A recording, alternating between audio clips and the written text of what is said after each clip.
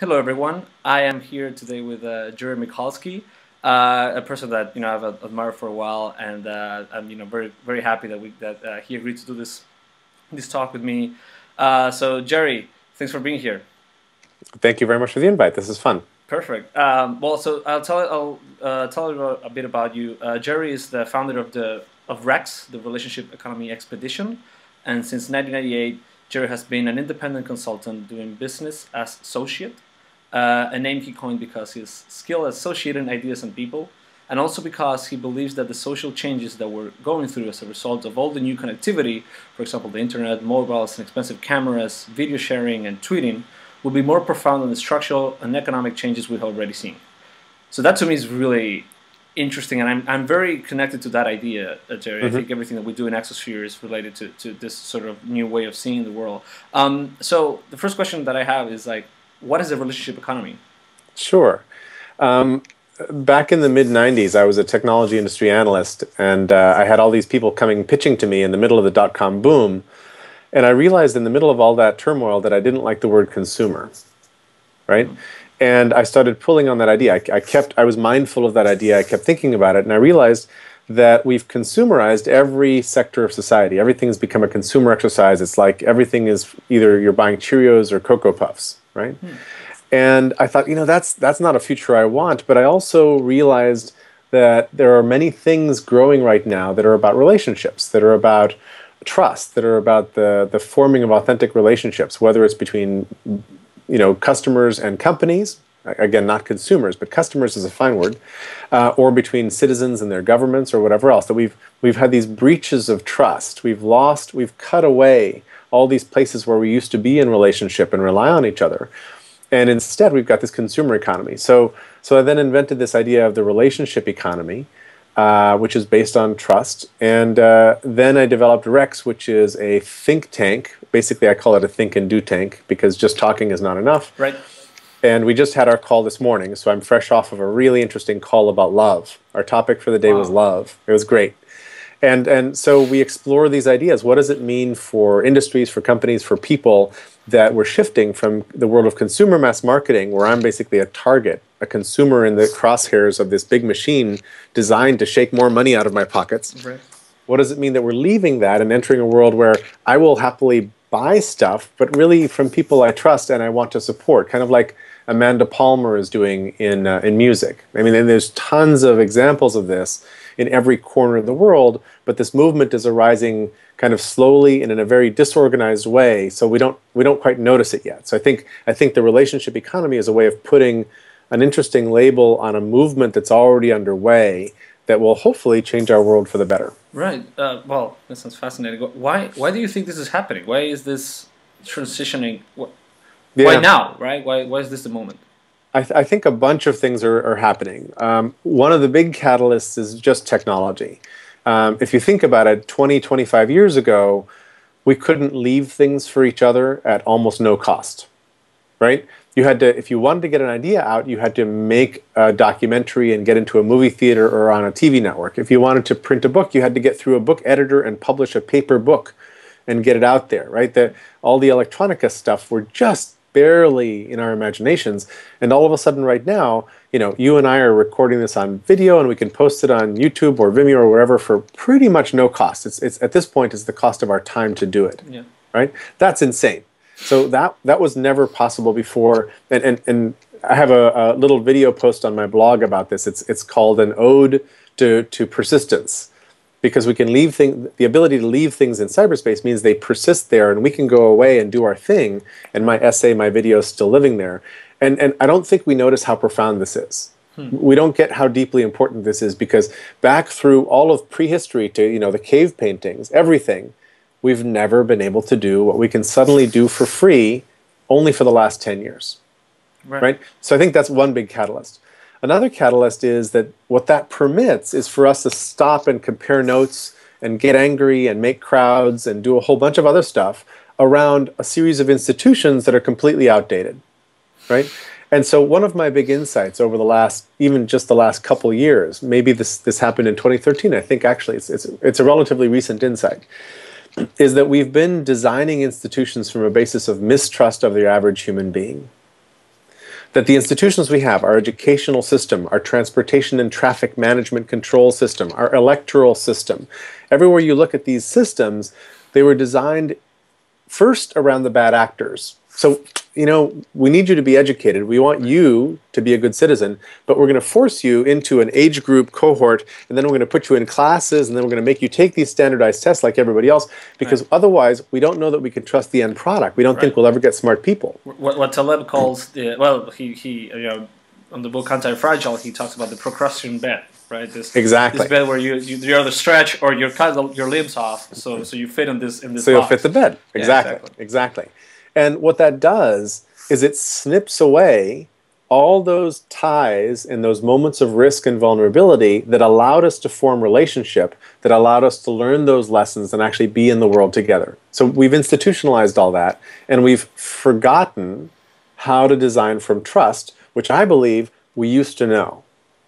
Way before computers, maybe even before writing, we had pretty deep wisdom that we've totally deprecated. We've managed to stamp it all out because we think that logic, science, rationality, efficiency, scale will just conquer all. Right. And we're wrong about that. Right. We're wrong about that. Why is it that we actually cannot achieve that? Well, because when you try to achieve efficiency and scale, you build these institutions based on mistrust, and you snip away love, community, meaning, purpose, individuality, diversity. All those things kind of get just, we don't need them. We kind of need everybody to fit the cookie cutter. And you could argue that maybe we can personalize the experience for everybody. Maybe with technology we can do things that are right for you and right for me. A little bit, but really not so much. What we've done is we've systematically, and that's why I loved your question to me about this interview. It's like, you know, what is the role of community and networking for learning and freedom? It's a perfect question. It's a great question, because we're living right now in a society that has forgotten the proper answer to this question, which is, if we actually let community happen and use these networks to bind people together again and are open about what we're trying to get done and how to learn it and share the materials as openly as we can while still making a living somehow, and I think the ways of making a living shift pretty dramatically, then really good things happen. We learn a lot more. We learn with joy, and you know, freedom is a really complicated word, and yeah, it's a word that I think has very different meanings for different people. Exactly. I think so, Jerry. You know, because this is fascinating to me. It's fascinating to me to hear it from someone like you, because the role of community for us, what we're doing in Exosphere, is the pillar. There's two big pillars for Exosphere. One is what we think is people that are disconnected from their calling. That to us, that's, you know, to me, that's one of the biggest problems in the world. When someone is doing something that they don't think they should be doing, or when they are not doing what they think they should do, that disconnection creates passivity, creates victimization, and creates people that are really self-centered, and well, because they're sort of like out for themselves until they're also trying to just make, you know, trying to make a go of it. Yeah, exactly, absolutely. So that's one of the problems. And when we see entrepreneurship as a viable way to live off your calling, but in a way that's not your hobby, right? But then the other big problem is broken relationships. I'm convinced, you know, especially from my experience, that, you know, it's depending on what you want to do. The moment you want to get out of that procrastination bed, it's a really lonely world out there, and it's really hard to do it on your own. But most people, you know, that you need that community to get that support in that new path or that process. And right now, I think, you know what, it's interesting that you mentioned institutions, because institutions is something that I've been thinking about a lot recently. I was watching a TED talk by it wasn't a TED talk, it was a talk by Alain de Botton in Mexico, I think. Alain de Botton is this Swiss philosopher, and he says, you know, how books that have ideas, they're good at, you know, basically telling us an idea, but books don't change things. Right. Books are just the idea. The only way we've always managed to change things is with institutions. When a group of people band together with a goal and say we're gonna do this, and we're gonna do it the best way we can. And I think the problem is, and I think something you're kind of touching on, is that most of the, you know, the institutions we've been relying on for the past, you know, hundreds of years are failing now. Yes. And you know, the church, the school, the state, the big corporation, all these things, they were like our safety nets, right? This is where I go and I'm being taken care of. And we're trusting them to perform for us, and they're breaking. Exactly. So people are absolutely, exactly. I like how the way you put it. So I think it's people are not only lonely in their relationships, they don't have anybody. There's not a big group that's gonna hold them when they fall anymore. So yeah, exactly. So I think this whole idea of institutions and you know, yesterday I was having a call with a guy from Silicon Valley. He's basically leading this movement on how to create ecosystems of innovation in all these different parts of the world, and how the biggest problem that some people have is that we're all trying to, you know, do this pyramid effect where this cascade. Well, let's see what the big name says, and let's all just emulate that, and let's have this one system that we all do one thing. And that's just not working because it's not authentic for other parts of the world, for other communities, for people that need different things. It's what you're saying about, you know, this is like seeing everyone as a consumer. And right now the best trend, I think, is going towards more local communities, local ecosystems, local groups of people that band together, not because we're gonna have Silicon Valley, but because we're gonna do what we need to do here for us now, and and I think that that's sort of like the opposite of scaling. You scale in small groups, not with just one system for everybody. So there's one of the thousands of blog posts I want to write but I haven't written is called "Scale Kills," right? And it's about how years ago the scientists and engineers and managers won. You could point to the end of World War II, where it's like, well, let's put the physicists in charge. They seem to have won World War II because of the atomic bomb, right? But somehow the Enlightenment went kind of crazy, and we ended up with this hyper-rationalist society where we've tried to do this all over the place, and we then think if we can only figure out the best practices in this one place, and then we replicate exactly, which is a process like Intel uses something they call replicate exactly. When they're creating a new fab to make chips, they have a whole series of process lines. They tune and tweak all of them until they find the one that yields the best. Then they replicate that exactly everywhere else, right? And that works when you're trying to build wafers, and it works just barely. It doesn't work in social systems, right? One of my mentors was a guy named Russell Ackoff, who was an early systems theorist, and he taught at Penn. I was in the Wharton School. He was in a little school next door called Social System Science. And he was basically saying, look, you know, these are complicated systems of systems, and you can't turn a crank and optimize a solution for a little bit of data, because, you know, if you were to do that, that would, you know, let's say you do email analysis of your organization, you discover that the secretary over there is a key to the whole organization because she knows everybody, she connects people, she's like magically, you've just discovered that she's the key to the organization, right? So we're going to triple her pay because that's what you might do if you're trying to optimize the system and reward her for her great performance. You've just broken that system, you know? In 15 different ways you've broken the system. So I think what's going on is very much about helping people in situations around the world know more about their situation, sort of understand it more clearly, and then hear stories and see tools at hand so that they can appropriate those tools and stories to fix their problems and improve their situation. Like you were just saying, it's a very local thing that repeated very, very often becomes big. So that's a different form of the word scale. I call it adaptive scale, which maybe is not a great phrase, but it's scale that understands that what's happening is lots of people are being affected, but they're being affected because a process that's very local, very native is being repeated over and over again. Yeah, because I think there's things that are worth scaling to me. You know, certain philosophies are worth scaling, right? There's certain views of the world that are worth scaling, and because there are things that, you know, maybe you can still be wrong. Some philosophies may just not work in, you know, Asia or whatever. But the point is, in general, I think a philosophy is flexible enough when it comes to the execution, when it comes to implementing something, that you can actually try to scale that. But you shouldn't try to scale the implementation in order to avoid the chaos of going to a new environment, or going to a new kind of customer, or going to whatever. So I think and I think a lot of what we're talking about is this avoidance of uncertainty, right? Well, there's a lot of incentive to not move to the new model. right? Let's just say you're a senior person in an incumbent, corporation, and your skills, your job title, the things you know how to do best, your personal network, all your sources of value are tied into the old model. And when you look at the new model, it sounds a little crazy, kind of contradictory and scary. And you know that maybe not only do you not have these new skills, but your complicity in the old method might make you suspect in the new environment, might make all these people who might be angry at you for selling them stuff they didn't really need. Why on earth would you go into that world?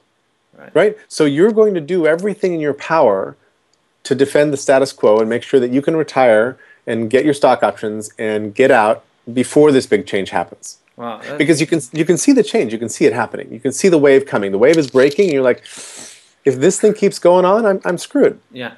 Right. So I'm gonna resist as long as I can. Exactly. So I have a whole talk I can give about dark innovation, because we tend to think that innovation is a bright, shiny thing and an unalloyed good, that all innovations must be good. It turns out that lots of people have spent a lot of time and money on innovating to defend their positions in ways that are harmful to the general community and to the rest of us. Right. So it's innovating as a resistance, not as a it's closing doors instead of opening them, basically. Exactly, and it's very powerful, and it runs the world right now. So the overprotection of intellectual property is one of them. Right. It's huge between the technology to lock things down and police and the legislation, which, just to go a little deeper into it, so the original Copyright Act back in 1710, the Statute of Anne in England, is 14 years of copyright, renewable only once to 28 years maximum. You have to apply. It's not done by default. And this is in the day of, the manual printing press, right? Today, the copyright is 95 years after the death of the author, not the publication of the work. Oh my God. And everything, if I were to scribble on a napkin right now and show it to you, that's copywritten by default. You don't have to apply. Everything is copywritten. Wow. Such a protectionism of ideas. It's a racket. Right. It's a racket. Right. I mean, and in the US, the latest Copyright Extension Act is also known as the Mickey Mouse Act, because everybody knows that it was passed so that Mickey Mouse doesn't fall into the public domain. Oh, wow. Well, right? Yeah.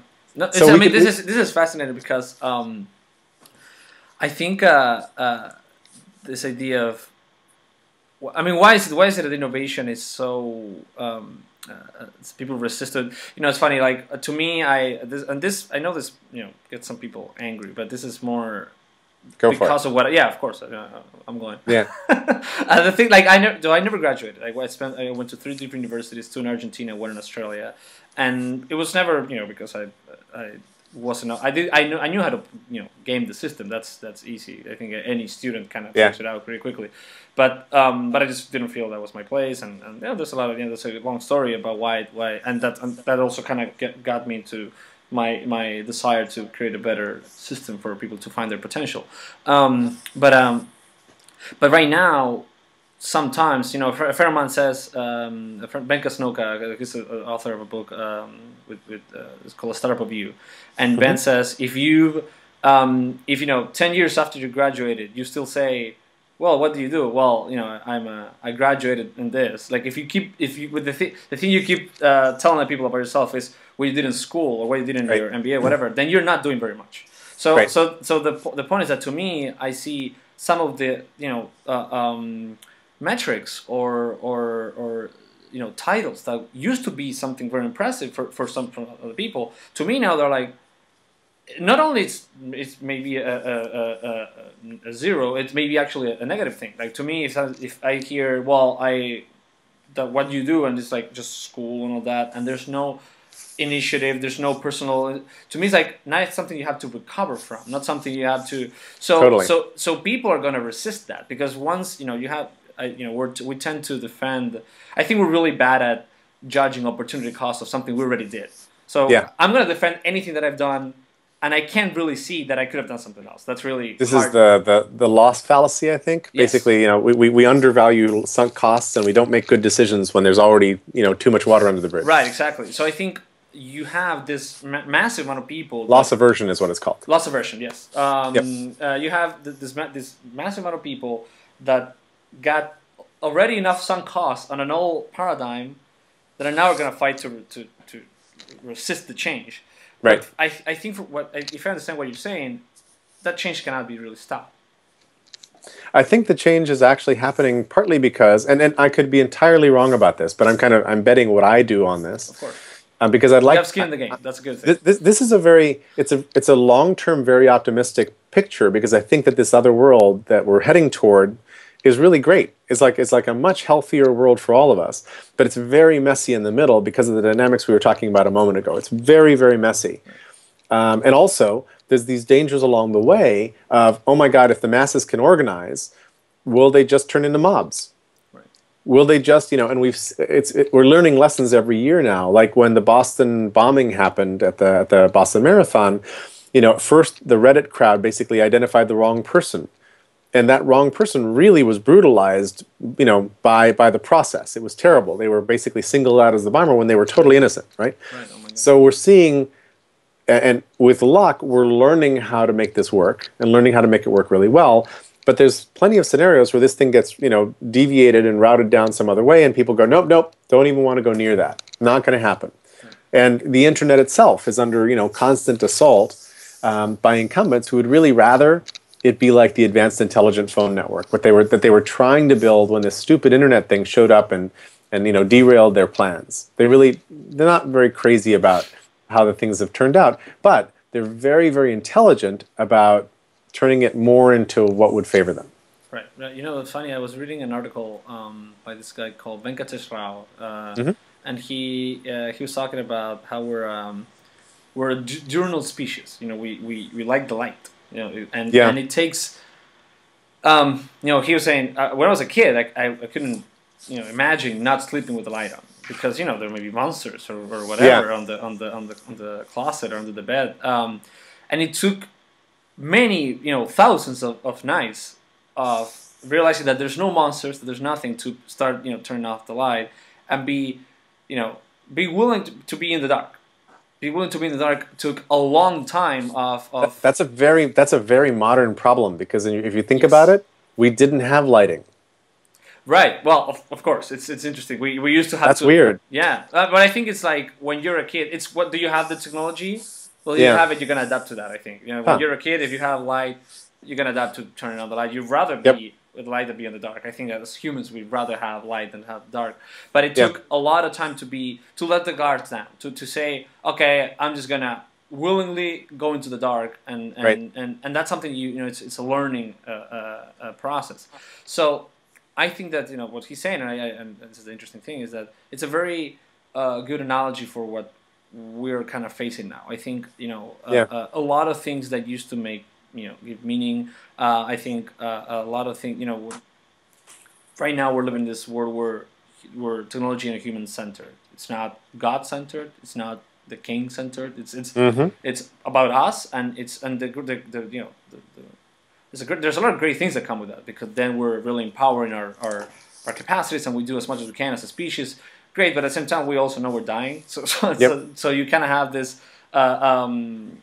There's nothing after, and that is kind of putting us in this situation where we're just kind of trying to cope with all these new problems that we because of our belief systems in the past and our institutions in the past we didn't have to face, but now I think we don't really have a way out. So facing this new crisis, facing these new problems and these limitations and fragilities of being a human, I think are taking us into.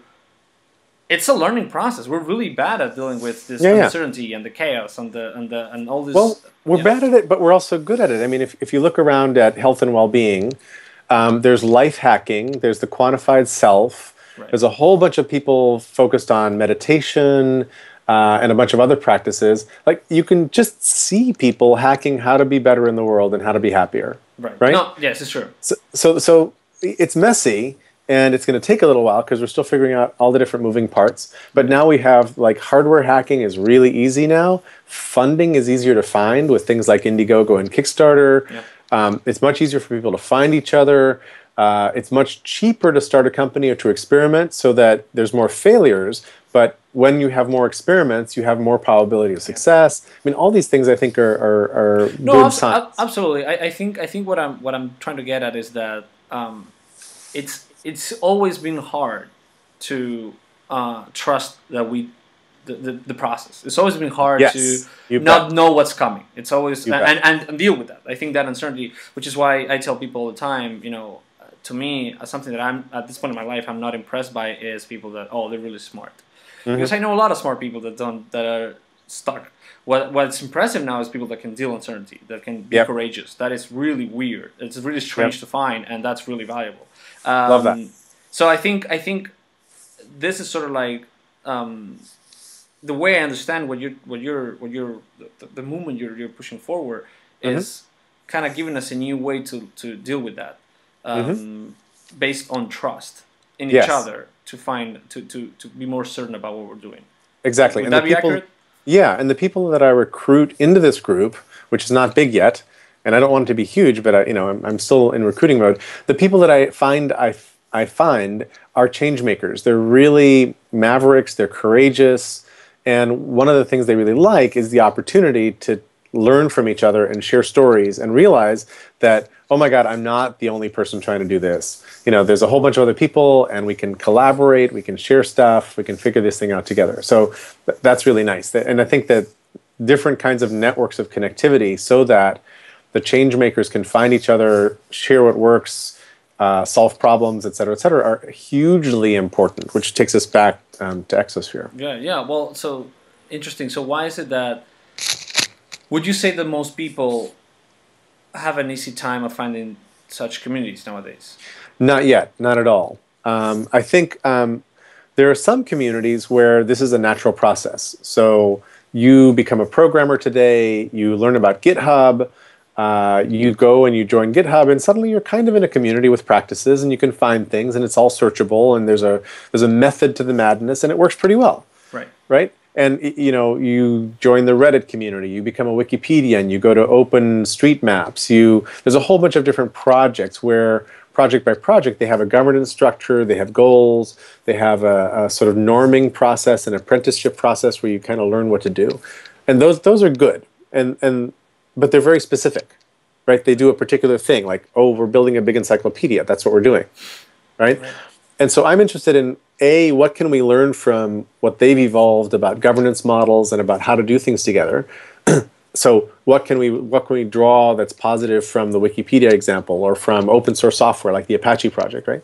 But B, what might those communities that are pretty far along also be interested in doing? How can we get those communities to sort of cross over a little bit and see each other, so that some people can become better boundary spanners, so that the skills of one community can touch the other one and infect it? Sort of a network of communities, or a community of communities in a way. Exactly, like an internet sort of thing. Right. And also so that in cases of crisis, earthquakes, tsunamis, etc., fires, emergencies, these people can then pull together and cross those boundaries with really well-grooved working communities and just throw themselves to fix stuff. I think I'm seeing that happen, right? 5 major emergencies ago, it was a big deal that people were creating a missing persons database, right? And they realized that in the field with all the aid organizations, they had databases that were completely incompatible, so that searching for a loved one meant you had to search 15 different places, and it was terrible. So there was a grassroots geek effort to meld these things and create a single searchable function. Cool. And that was an early taste of what's happening, I think, in much more scale now. Right. Well, I see that happening a lot. You know, in Exosphere, one thing that we realize is, you know, the entrepreneur has all these different needs. It's not just business advice. In fact, I would argue that that's very little of what an entrepreneur faces. Even though people think that, you know, they don't, you know, entrepreneurship is about, I just don't know how to run a business, or I just don't know the details of, I don't know enough about business, and it's really not about that. What I've seen is that it's a lot more about emotional barriers. Again, dealing with uncertainty, finding the right people to work with, which brings us back to community. And I think that what I realized is that, you know, because of all these different needs, there's no way anybody can provide all of them. It's not up to. I mean, you can provide. It's like finding a spouse. Exactly. It's just like finding your life partner. Exactly. Like you can find the connections to all the people that, for example, you know, a need that we see in people in Exosphere is, you know, they want to be healthy. You know, so it's not just working all day. You want to, go and work out or whatever. So we'd rather try to partner with someone that can provide that than we become. We're not. What's the point in us becoming, health experts? That's that. You shouldn't be doing everything. And I think that's. But I think this is sort of a huge paradigm shifting, where again, it's not about one big agent doing everything. It's about this connection of things, which at the same time makes us more resilient. Well, again, Taleb would say more anti-fragile, because if you're, if you diversify the sources of feedback and the sources of stress, everything becomes stronger. You can lose one. One can be damaged, but it's not, the whole system doesn't crumble. In fact, the whole system is going to become stronger, because we're all going to learn from this one that went through certain trouble. Exactly. So I think the point I think we're getting at, or at least the question that's kind of out there, is what's the challenge to building communities? What is the challenge that you find? And I'll tell you that after, and then I'll tell you what I see. But I do want to know what it is. Why is it that it's not something that's happening without any problem? Yeah, a huge piece of our problem is that we are currently living inside of a whole series of nested, mutually reinforcing circles of dysfunction. That consumerism, the institutionalization of trust, the marketing of fear and danger, the culture of fear. Don't go outside. If you watch too much local news, you'll never walk outside. Right. You'll never go for a walk, because it looks like everybody's being killed on every street block. Right. So I think all of that plus, you can blame the television and the air conditioner a lot. It's like before the air conditioner, people used to sit out on the porch, fanning themselves, trying to get cool, watching the kids play, talking to the neighbors. Right? Then we get AC, and it's like, I can go from my nifty closed living room to my nifty air-conditioned car to my nifty air-conditioned office. Awesome. Avoid the heat. Right. And television, of course, drives us all indoors as well. Right. And then tries to become a proxy for culture by having hit TV series that we talk about at the water cooler the next day. Right? Yeah. So in the 90s, the decade of Seinfeld and Friends, both shows about completely bad relationships. That's true. We're busy telling each other stories about what these characters did to build relationships around the water cooler. Right. It's weird. It's like, whoa, that was like 4 degrees away from the original thing, which is, hey, how might you and I form a relationship by doing something a little bit risky and a little bit interesting to both of us? Right. So, but interesting what you just said. It's riskier. It's riskier to try to form relationships with real people. Yeah. Which I think it's very connected to the challenge that I see. Not only, Exosphere to me is a response to a problem, not a research of a problem. And the problem that I see is that most people have, I hear all the time people telling me, none of my friends or my family understands what I want to do. I really want to, I want to go this way, but they all think I'm crazy or I'm really alone or whatever. And there's 2 problems here. One problem is, sure, you don't have the support or whatever.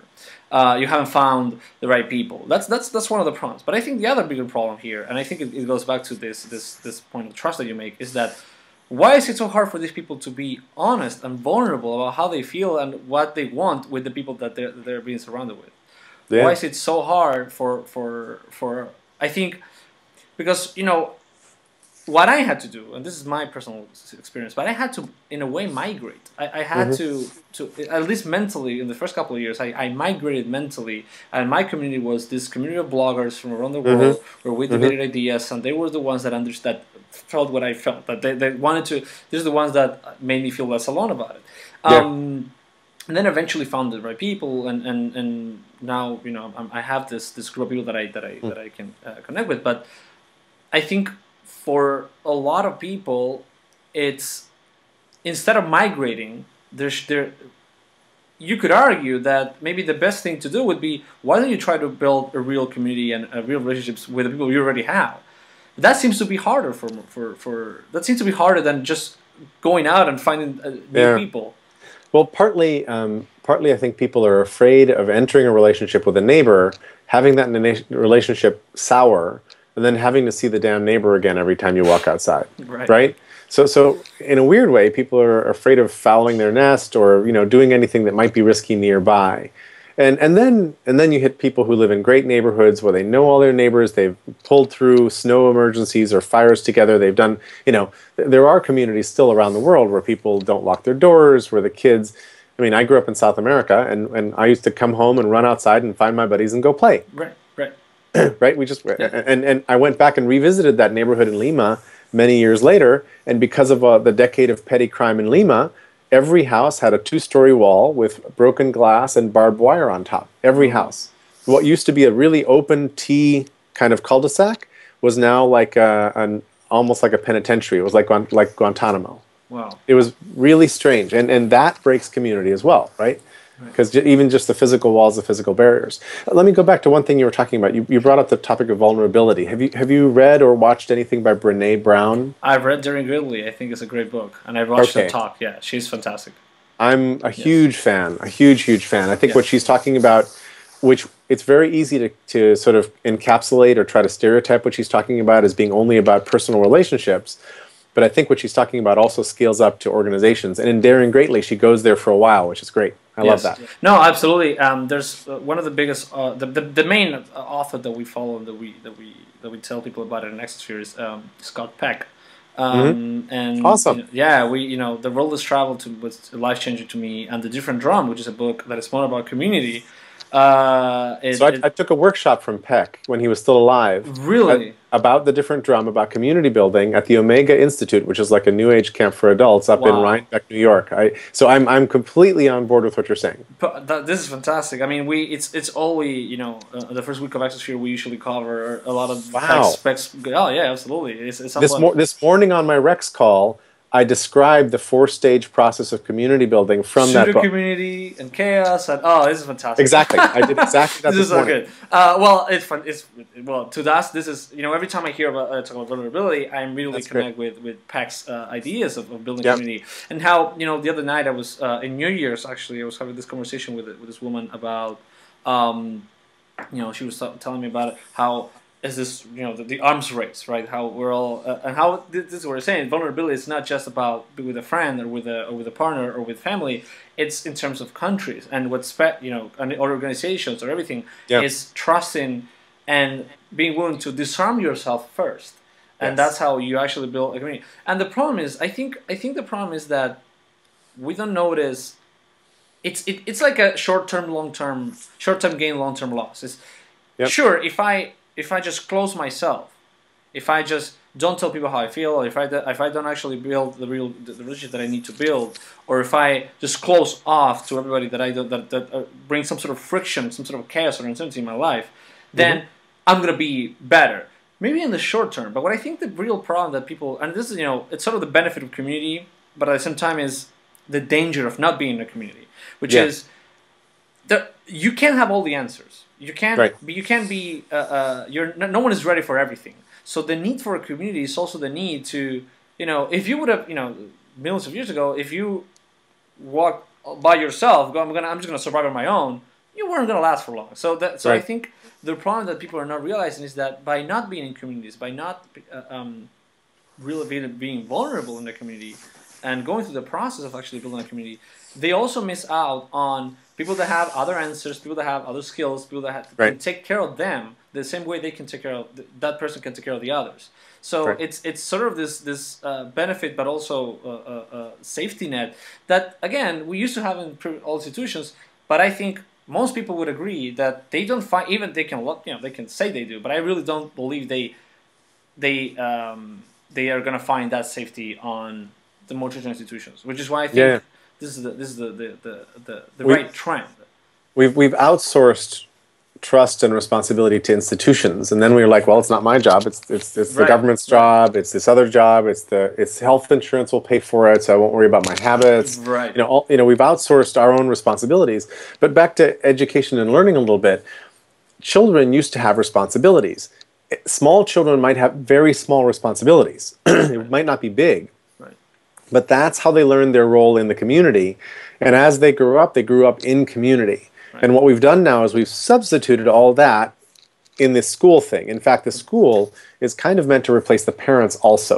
It was designed to be a parent, to take over all the duties. Wow. And in some cases, the parents aren't really even allowed in, right, into the school to see what's up and to help or fix or whatever. It's very, very weird. No, it's interesting because with schools and with children, you know, I wrote an essay a couple of days ago called "The Trustification of Education." I think I shared it with you, and how this idea of because you know Taleb talks about this concept of trustification, that we in order to avoid uncertainty and avoid risks, we create these systems that are very safe, very comfortable, very predictable, and what we don't realize is that we're actually fragilizing the whole experience, and we're fragilizing the people that go through that. So we create this bubble, like a school, that it's not real. Sure, you have all these achievements and grades and whatever in that world, but the moment you actually engage with the real world, that doesn't matter at all for anything. Yeah. So you walked in very fragile into the system. So you know,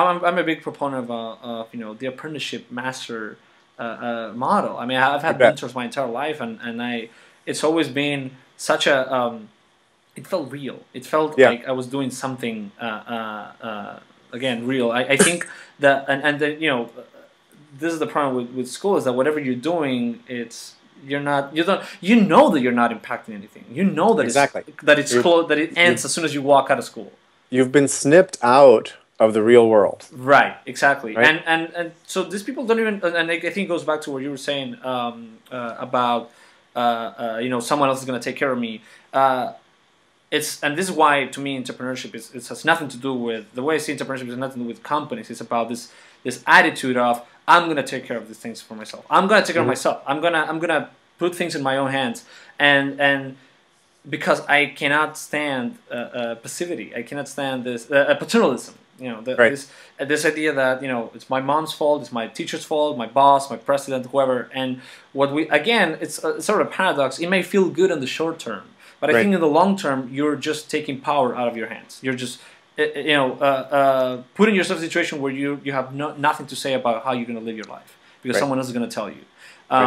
So well, for a lot of people, that's comforting because there's just too many choices to make, and it feels very risky.